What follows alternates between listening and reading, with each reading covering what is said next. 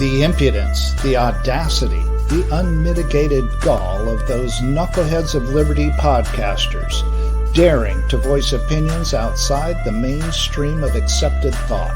Listen if you dare. It's angry, it's funny, it's even sometimes sad, but it's always based on freedom and justice, as you will see. Here's our host, Jason McPhee. Welcome to the Knuckleheads of Liberty. We are coming at you on October 24th, 2022. Scary time of the year, not Halloween, but because it's election season. And boy, I tell you, it's the scary things we see happening. This is every day is one day farther into the Biden abyss, but maybe we can do something about that this time. But what we're going to talk about this time is maybe how we can make this time of the year a little less scary, and that's with issues of voter fraud and maybe how we can get a little bit of voter integrity back in there. But before we get into that, let me introduce you to our panel. In our upper left-hand corner, we have Leon, the word Brathwaite, last word in Liberty. He is a retired engineer in the state of California. In our lower right-hand corner, we have our screaming eagle of freedom, Tim Everett. He is a pilot in the state of California. In our upper right-hand corner today, we have a special guest, Jacqueline Timmer. She is... Well, she is the director and founder of the American Voters Alliance, and they specialize in looking into issues of voter fraud and election integrity. So it's perfect timing. I guess let's jump right into it. The very first thing we think about with voter integrity and election fraud is voter ID. That's sort of been a hot topic in the news quite a bit. And it's funny. It's funny, right? How funny that's now a hot topic of conversation in our day and age. I mean, it's right along with like Lizzo's wardrobe, but these things are the hot topics right now. Well, it's funny, conservatives think it's a hot topic, and I suppose most libertarians probably think it's a hot topic too. Democrats don't think it's a hot topic. In fact, they think it's kind of racist to bring up voter ID. I'm not sure why, but to sort of illustrate that, let's James, maybe you could bring up the map here. So this is Ballotpedia has a map of all the states that have voter ID laws. And so if you look here, the states that are in blue are the states that have voter ID laws. So maybe they should be red because they tend to be a lot of them tend to be Republican states. So you have, clearly Texas, Florida, some of these deep South states. Now, oddly, you do have some oddballs like Washington. They kind of go blue on some of these elections, but you can kind of see how this traces over. Well, I guess before I get to that, the gray bars, those are the ones that don't have ID requirements, and the yellow states, those are the ones that have ID, but it's non-photo ID requirements. So if we look how that overlays into an electoral map, you can kind of see that it sort of shows that a lot of the blue states are the ones that essentially don't care about having voter ID, or they think it's racist. And the states that want that voter ID, they tend to be Republican states, as shown by the 2020 electoral map. So anyways, racist, not racist? Is this conservatives right or wrong on this one? What do you guys think? Well, kind of going back to my earlier comment, it's astounding to me that this is a topic of heated debate. Because, and it's similar to the border conversation, right? Because you can't be a nation, you can't be a country without having citizens and non-citizens. But that really goes into what is the far left's agenda right now. It is a one-party system. It is a globalist economy, a globalist governance. And so we really have to look at what are the underlying issues and philosophies that are informing the fact that this has suddenly become such a topic of debate, where historically this never would have been a question. Yeah. This whole voter ID discussion, personally, I find offensive, if you want the truth, because you were telling me I could just walk down the street and somebody could just look at me and say, I know more than likely you don't have any sort of ID, any sort of government issued ID, just because of the color of my skin. Now, if that is not racism, then I don't know what the hell is. So this whole discussion I find so offensive, but this is what the left does. They have all of these presumptions all of these presumptions, or they go to court and they say, oh, minorities are probably most unlikely to have ID. So that's why we have to have these laws to protect them. Protect them from what? What to protect them from? You know what I need protection from? I need protection from the Democrats and the leftist agenda. That's what I need protection from. Okay? I don't need these people to look out for me. I really don't. So I truly find this discussion, these debates that we are seeing about voter ID and all these sort of things, I find it so offensive that you wouldn't believe. Leon, it sounds like Leon, you need... you're looking at it because everybody knows that these government issued IDs are so difficult to come by, and that they are that acquisition of these is so far beyond the capability of the average Black person. I mean, don't you know because the institution is so now? systemically racist, they only give them to white individuals. Of course. You know, and what is only thing is that I am so stupid. Listen to what they're saying. So I am so stupid. Yeah. I can't even figure out how to get to the DMV to get a free ID. I'm that stupid. That is what they are saying. And then on top of that, you know, most people who have had teenage children know a 15 and 16-year-old kid know how to get a fake ID to get in the club on Saturday and Friday and Saturday night. Everybody knows that. But you know what? Their parents, the adult parents, are too stupid to figure out how to get a real one. Yeah. Imagine that. Yeah. For free. For free too. Thank you. For free. Leon, I didn't know all those clubs were so racist, requiring ID too to prove that you're that's right. to get in. And yet they all want to go there. I don't understand. I don't get it either. Yeah, I mean, talk about systemic. I mean, here it is. There's a law against drinking if you're under the age of whatever it might be in that state, probably 21 or so. And so to enforce the law, just like Jacqueline mentioned about the border, to enforce your laws related to securing your border and all the other ancillary laws that come from that, your whole law of requiring an ID to go into a club is just right in the same ballpark. Yeah.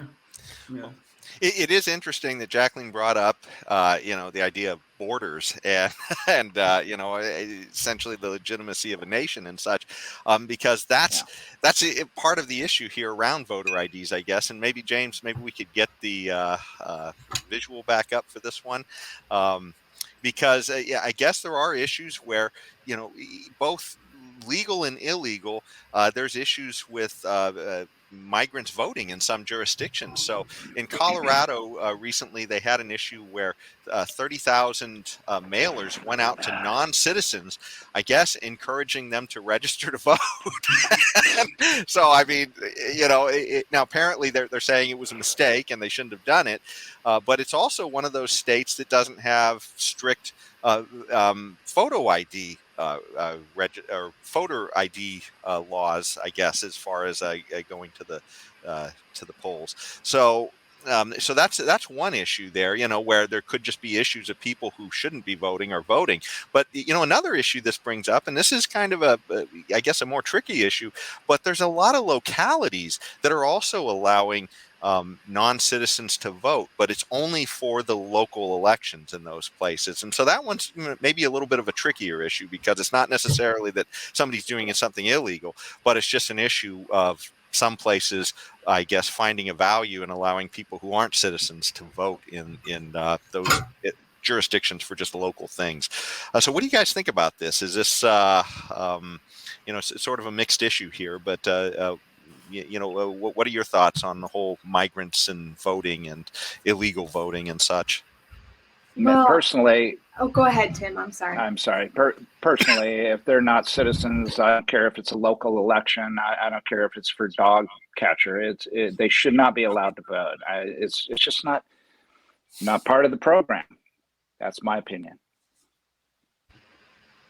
I agree with Tim on that. And I'm sorry, I've got background noise here. I've got a dog that's at my feet. I've got construction in the house. We got all the things going, like to multitask here. But I agree with Tim, but I also do think that these are two separate issues. And I want to pick at your language a little bit, Jason, because you use the term migrant. which is an appropriate term. However, it is now the politically correct term, along with dreamer. Yeah. And back in the day, even a few years ago, we had the term illegal alien, and now we don't. Yes. And what we fail to understand as a nation, and this is happening culturally as a whole, is we are moving away from distinctions because we are saying that is discrimination and it is derogatory.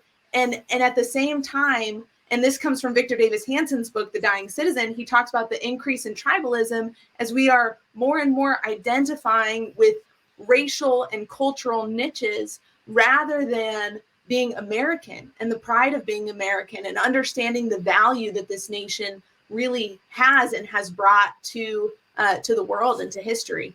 And so with that, as we move away from the distinction between what is illegal immigration and what is legal immigration, we blur the lines of actually what citizenship is. This is not a discriminatory practice. Well, let me clarify that. Discrimination is proper in the right context because it is judging a distinction, not creating a disenfranchisement based on a derogatory sense towards the other person. And so we have to understand that as well. And that gets a little muddy just depending on who you're talking to. But we do have to understand these distinctions in order to be able to deal with the issues legally, because we have to protect our nation if we're not going to move towards a one world government. And we don't want to go there. That hasn't worked well in the course of history. It's been pretty nasty. Typically ends in genocide. But what we're looking at here when it comes to immigrants, legal immigrants versus illegal immigrants is a scary thing. So we have this mass influx at the border. We have a lot of red states along the border. And now we have this influx of a population that is known to vote Democrat. Again, Biden's policies tend to align when it advocates for a one-party system, which is the deep progressive neo-Marxist Democrat agenda.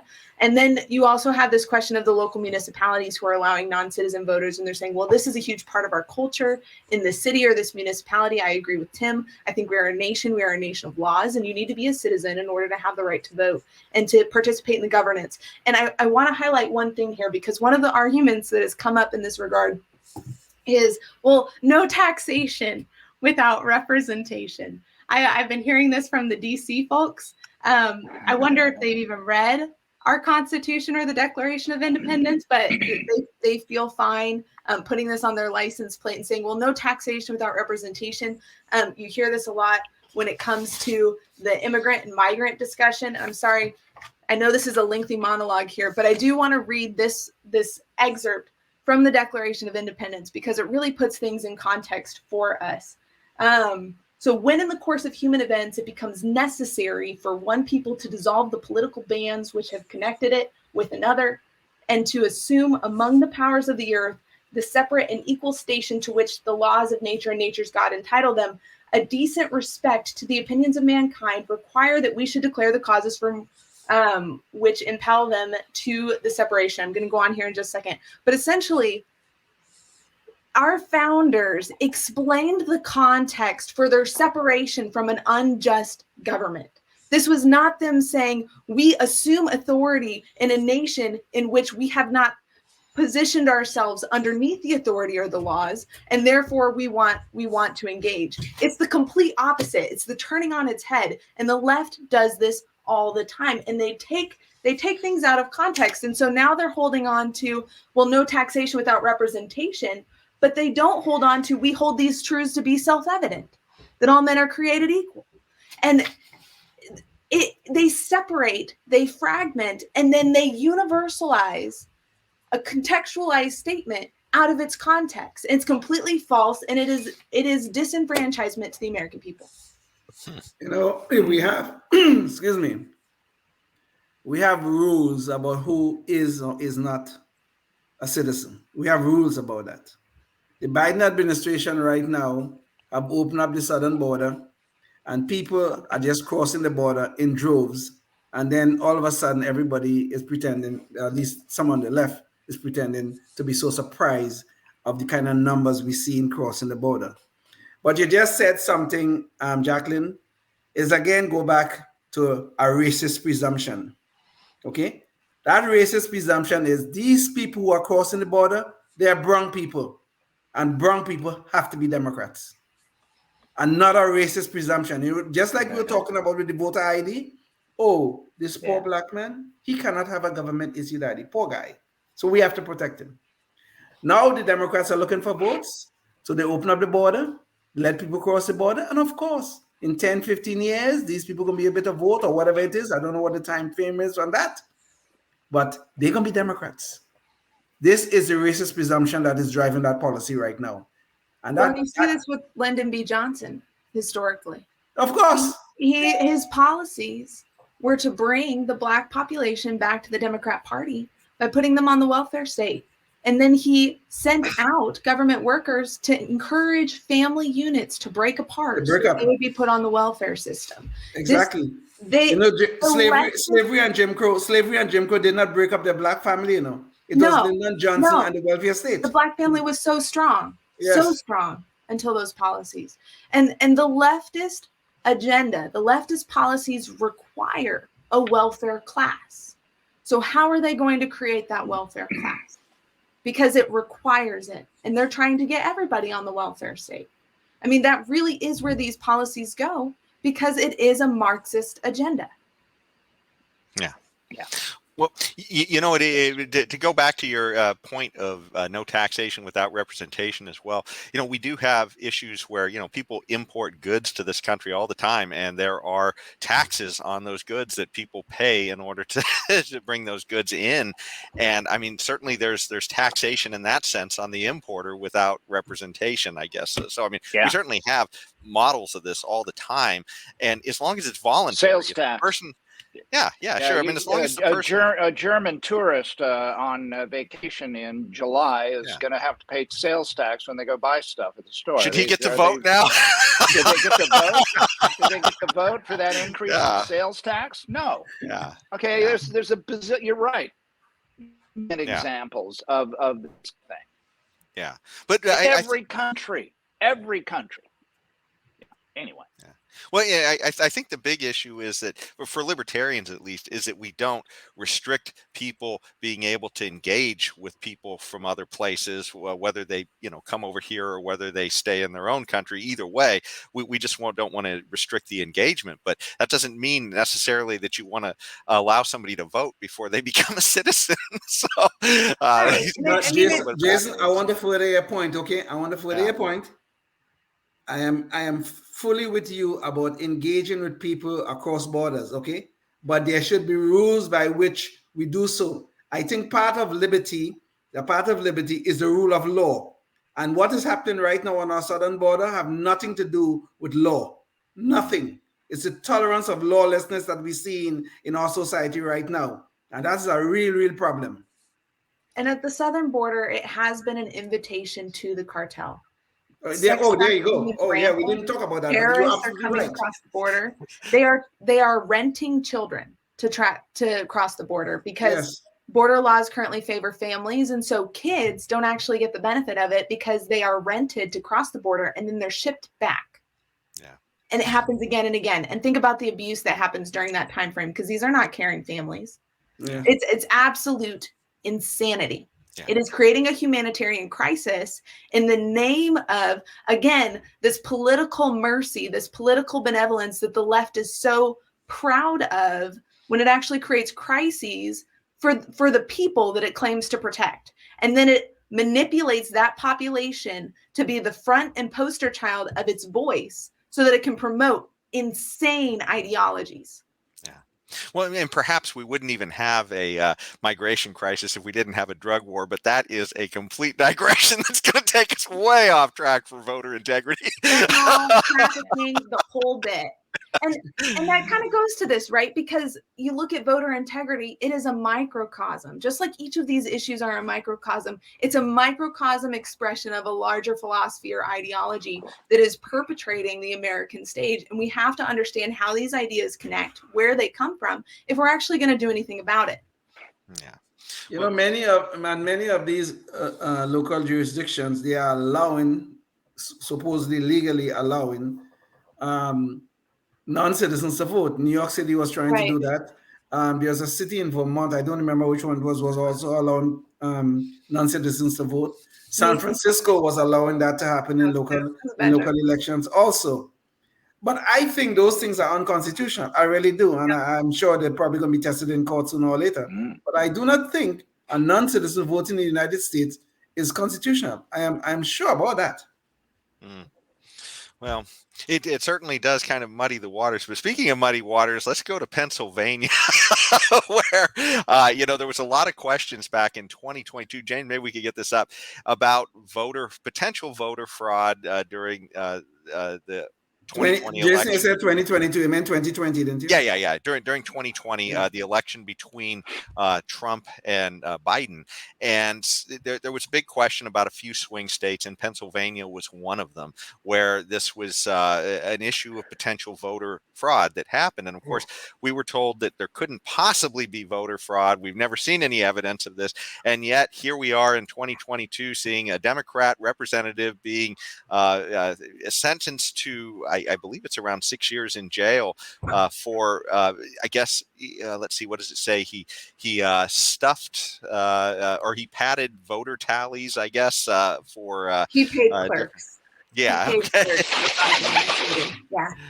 Okay, so he paid clerks, and apparently this wasn't the first time either. So I guess he'd done this previously. He had some issues with this as well. So clearly this stuff is happening, and there's some issues. And just to show you, it's not just NBC or whoever is saying it, but I mean this is a legit case that just happened. And but this does bring back the issue that Republicans were claiming that there was issues in Pennsylvania back in 2020, and a lot of those issues went away, and some were just issues too of maybe things were done improperly, and then there becomes questions too. Should we throw out a person's vote as well if something is done improperly? Because then there's an issue of disenfranchisement possibly there too. I don't know, but let's throw this up to you guys to talk about it. Clearly, this is an issue where we're seeing some fraud in areas that were hot topics in 2020. The Democrats are very skillful at this. Okay, I mean, I don't mean to pick on them, but it's also true. And you raised that point about disenfranchisement. You see, if you have fraud in an election, if you do, it's very difficult for the courts to accept that claim of fraud, because if they do accept the claim of fraud, they not only will have to throw out the legal votes, the illegal votes, they'll have to throw out the legal votes that came with it. And then that raises all sorts of constitutional issues of whether you could punish a citizen by throwing out a legal vote. Can you punish a citizen when he or she had no part in the fraud that is being claimed? So it raises all sorts of constitutional problems if that could be done. So this is why and this is what the Democrats know very well. It's very, very difficult to prove fraud in some of these cases, to at least get a legal standard that will cross the threshold that will make a judge or court decide to throw the votes out if the fraud is recognized. And this has been a real problem. I think there have been, in terms of requiring elections to be done over and that kind of stuff, I think that might have only happened like 3 or 4 times in our history, if I'm not mistaken. Maybe Jacqueline could correct me on that. But it's a very difficult thing to get done. That even when there is fraud, even when it's recognized, it's very difficult to have those votes thrown out and then have the election done over. I mean, it's really an incredible thing. Yeah, I love how you addressed kind of the role of the courts and how when they are hearing an election case, the pressure that comes on that. In 2000 with Bush v. Gore, we look at the Supreme Court essentially overthrowing an election result, which courts typically do not decide the results of an election contest. They might rule on a procedural issue, but often they don't speak to the results. And so, especially in 2020, we saw a lot of people looking to the courts to be savior and to come in and step in and to overrule essentially the results. Well, now what we have a lot of courts that are overruling the procedures. We see this in Wisconsin. We've seen it in Pennsylvania. I believe we've even seen it in Delaware and Massachusetts, where courts are coming forward and they're saying, well, actually, these procedures were unlawful, and it is unlawful to conduct elections in this way. And so we have to look at what is the jurisdictional distinction between the state legislature, where the state legislature really should have remedies to election issues in their election code, and a lot of states don't. That's part of why we've put forth a model election reform at the American Voters Alliance. But also, what's the court's role when it comes to engaging in these processes, and should they be involved in that way? So that's a very fundamental question as far as how our institutions work. When it comes to Pennsylvania specifically, I mentioned this before we hopped on the air, but I think personally that they are prosecuting Ozzy because it sounds like Dr. Oz. And what's Dr. Oz's stance in this really pivotal Senate race in Pennsylvania? I almost said California, but in Pennsylvania, it is election issues. It's election integrity. And so if Ozzy, aka a seemingly Dr. Oz, has now been convicted to prison time for election fraud when the stance is election issues, that's going to create a lot of confusion for uninformed voters. And of course, what's the trend that we see? We see since Obama this push to get out the vote with uninformed voters, with low interest voters. And what do we see in now the election administration process through the implementation of ERIC when it comes to the voter rolls and how the voter rolls are operated, when it comes to the perceived role as the clerk, and even in HR 1, it now claims that it is the federal government's responsibility to ensure that everyone is registered to vote. Well, since when has that been the federal government's responsibility? I thought we were a government of enumerated powers, not laissez-faire, whatever the political agenda is of the moment. And so we see this shift that parallels in the election administration process the leftist agenda for campaigns.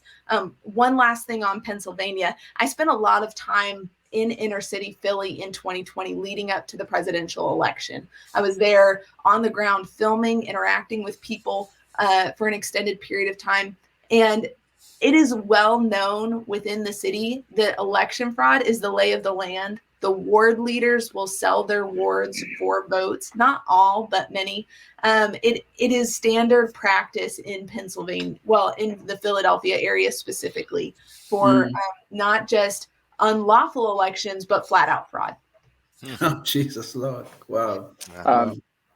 I just have a question for Jacqueline. In your research, have you found examples of the Republicans, for whatever reason, maybe trying to catch up, engaging in this kind of fraud to like, gang, we're getting our ass kicked. What are we going to do here? We're going to have to cheat in order to level the playing field. Okay, in a, like you say, in a laissez-faire environment where anything goes. Hey, if there's no rules, why are we obeying the rules? And everybody else is cheating and getting ahead because of it. So have you found examples of the Republicans doing similar things in elections?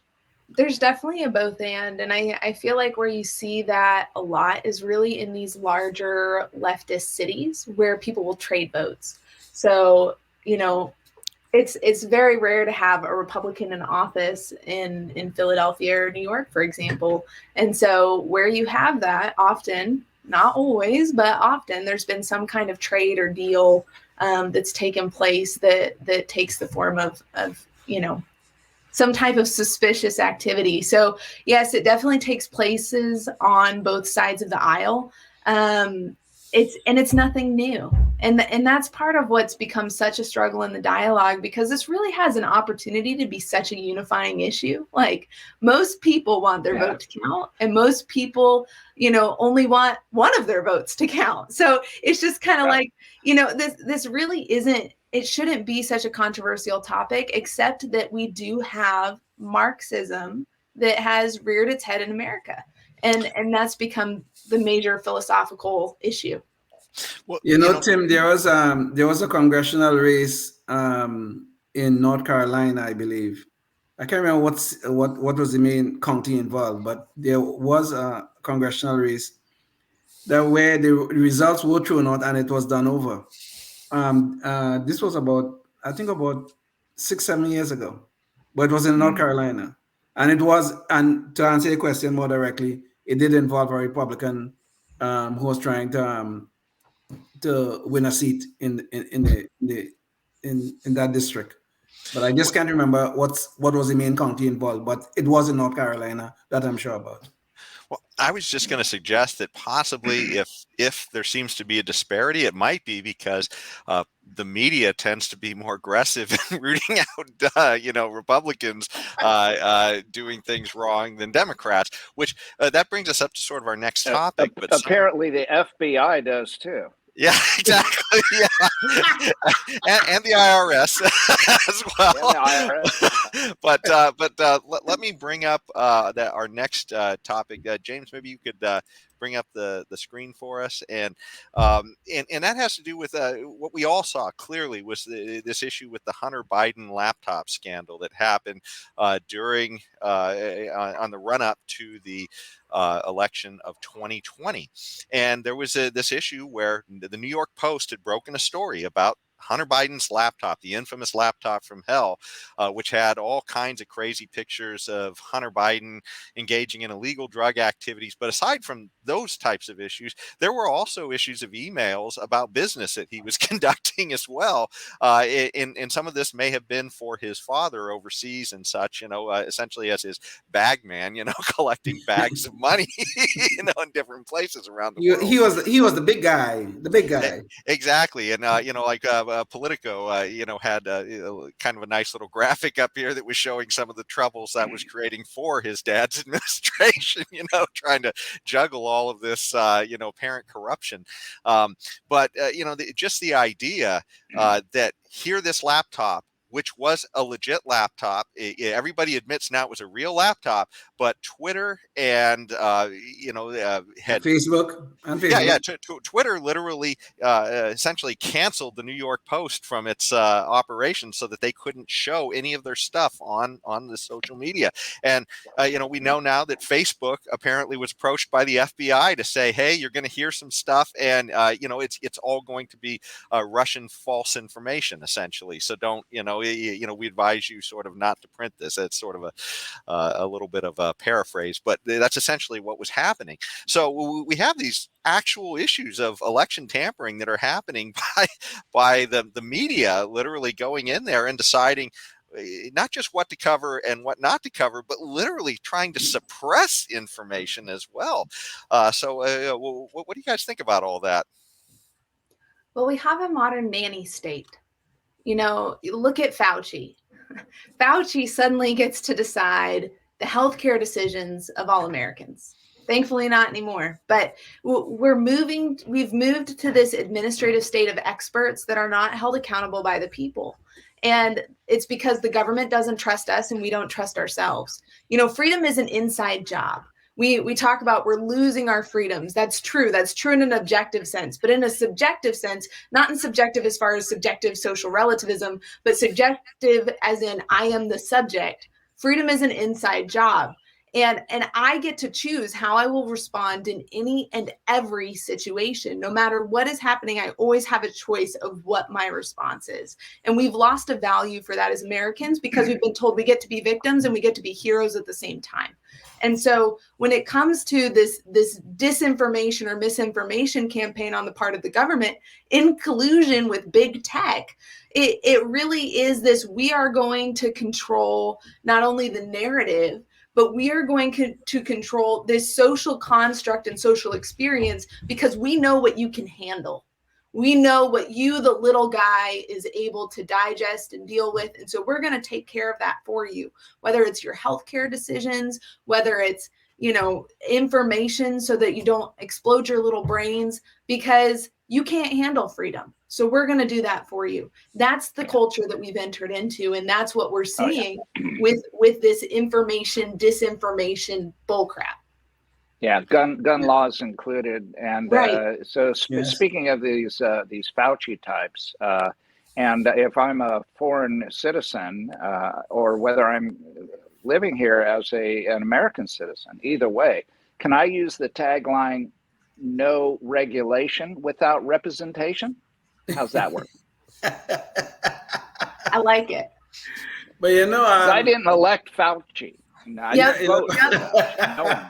Yeah. Or the FBI or the DOJ Or or any of these, experts. Yeah. yes, the experts who's going to guide us to utopia.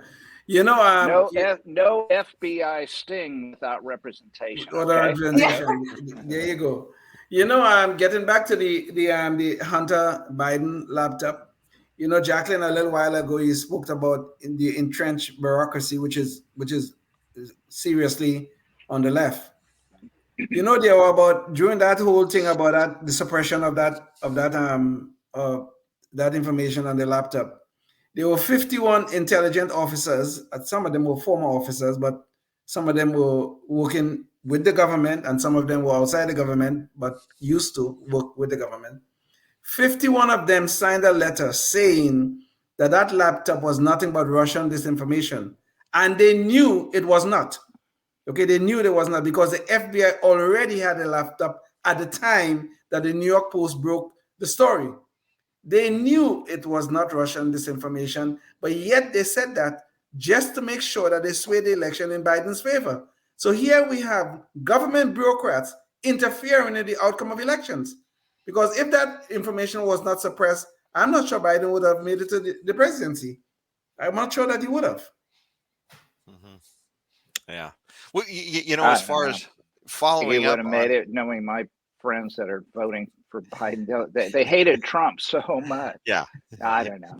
Who knows what the election would have happened? There could have been people on the fence, or yeah. You're right. Yeah. You're right.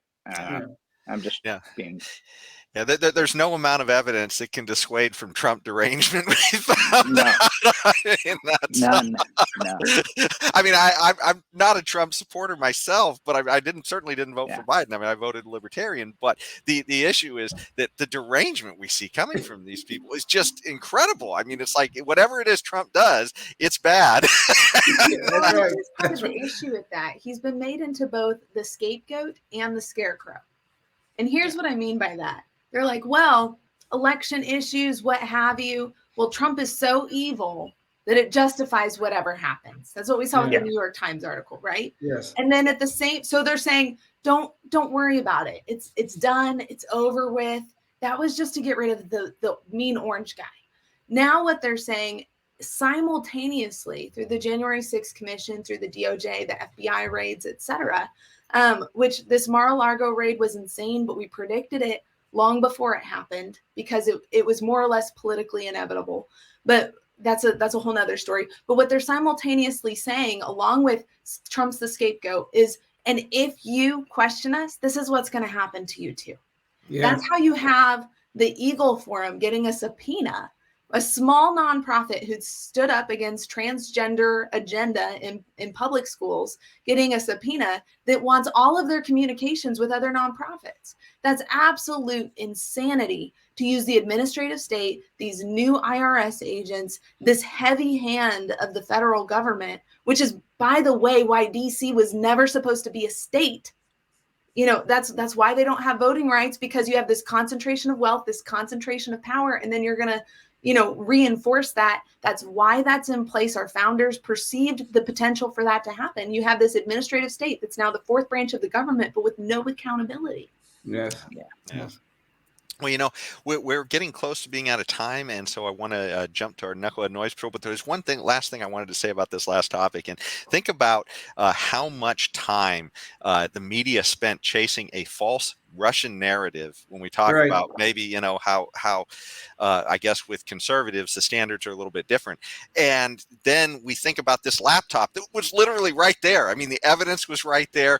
An organization had broken the story. All you had to do is look at their evidence, and every major network literally just ghosted the story. What didn't happen, until after the election, and quite a ways after the election. Yeah.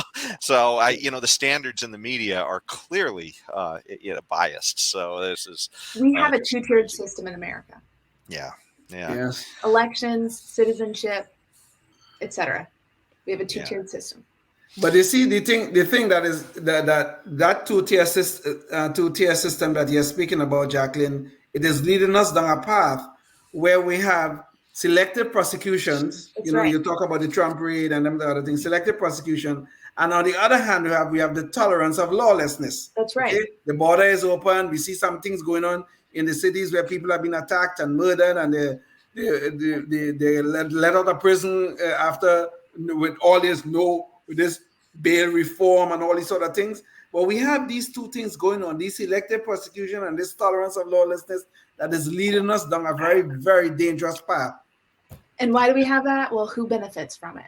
Exactly. Yes. Yeah. Well, here we go. Who benefits is our knucklehead in chief, Joe Biden, and that's where I want to get to our knucklehead noise patrol here at the end. And so essentially, this one I thought was kind of really tied everything together. It wasn't very recent. This is back in 2021, but back when Republicans were looking for some election reforms after in some red states after what happened, that Joe Biden getting elected in 2020 with all kinds of new sort of untested election laws that were put into place all over the place. So Republicans were seeking just some certain things like maybe restricting the amount of days possibly before or after elections in some places, asking for voter ID, some sort of common sense things you might think. And Joe Biden, in response to that, and this was called HR 1 that they were trying to get through, which is House of Representatives bill that they were trying to pass. And so Joe Biden, in response to Republican efforts to put in these kind of common sense reforms, he called that this makes Jim Crow look like Jim Eagle. So, I mean, this is kind of where they go. I mean, it's racist. Essentially, if you try and do anything with voting integrity, it's racist. And according to Joe Biden, it's so racist, it's Jim Eagle. So what do you guys think of that? Well, I think we might have said this before. The Democrats will really recognize this thing as Jim Crow, and then it's brother Jim Eagle. They will easily recognize it, and they will know for sure that it is because they're so good at it. Okay, all these Jim Crow laws that we had, when black people couldn't vote and all that kind of stuff and things like that, it was the Democrats doing it. Okay, so they're very good. So maybe Biden is correct. Maybe he's correct. Maybe his brain, which doesn't have very much cognitive function left, maybe he finally figured it out that really and truly our history, that's the Democrats I'm talking about, our history have been so clear and we have been so wonderful at handling our black voters. Okay? You've been so clear. He now knows for sure that this is Jim Eagle because his party have been instrumental in suppressing the vote of black people in this country. And now he's going to tell us now, we should go along with him with his damn nonsense.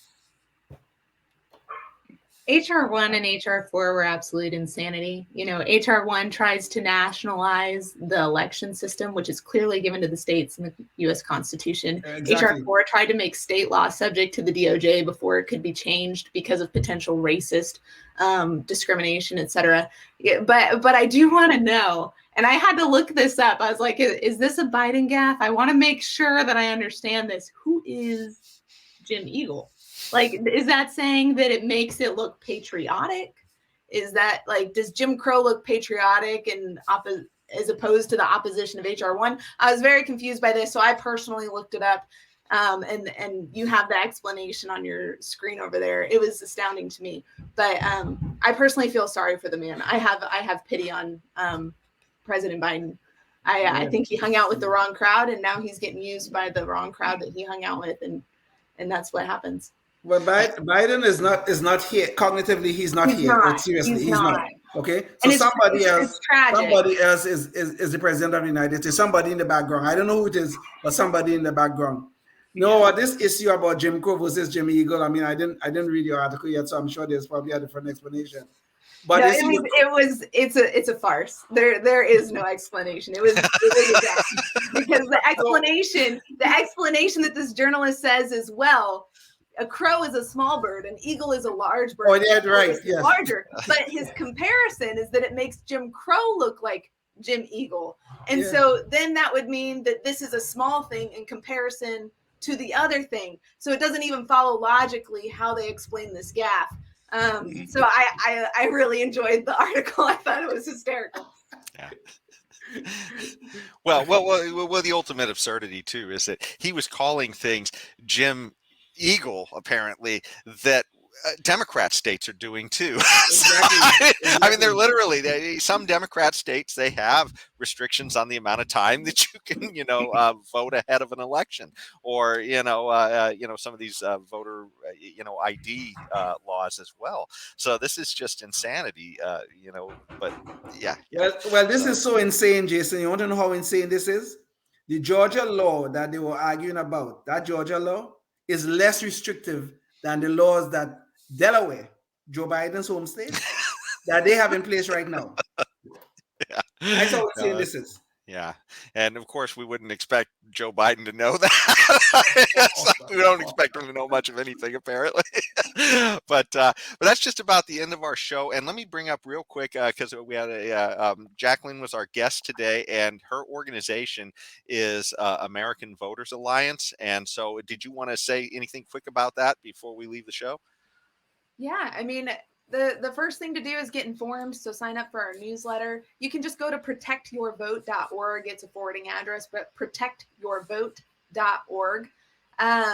Protect Your Vote is also our social media, especially on Instagram. So we have a lot of informative content on Instagram. Of course, most of it is shadow banned. I've seen things actually just like drop off Instagram like while I'm posting it with no explanation. So, but we do have information there. If you want to get involved, we do have a number of campaigns and initiatives that we're launching all the time. They are geographically specific because elections and election law, all of it changes county to county. So we work to be very specific to your municipality. So connect with us, and we'd love to get you plugged in, get you involved. Awesome. And if you're watching this podcast and you're interested in hearing more, we also interviewed Jacqueline in a recent podcast as well, where we talked specifically about her organization for a half hour. So you can get a lot more detailed information from that as well. So thanks, everybody, again for joining in. And until next week, stay free. Yes, indeed. Thank you so much.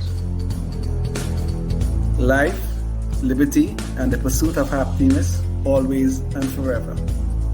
Thank you for listening to the Knuckleheads of Liberty podcast. Find us on Facebook, Rumble, YouTube, your favorite podcast network, and at knuckleheadsofliberty.com.